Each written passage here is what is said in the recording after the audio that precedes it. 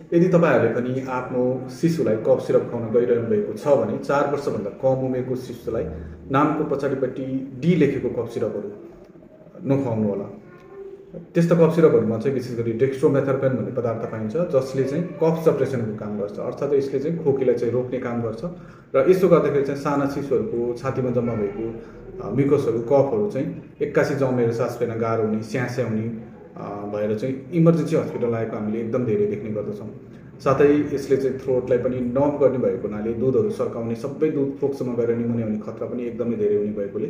4 वर्षभन्दा कम उमेरको शिशुलाई चाहिँ डेक्स्ट्रोमेथर्पेन भएको कफ सिरपहरु चाहिँ खुवाउनु चाहिँ हुँदैन।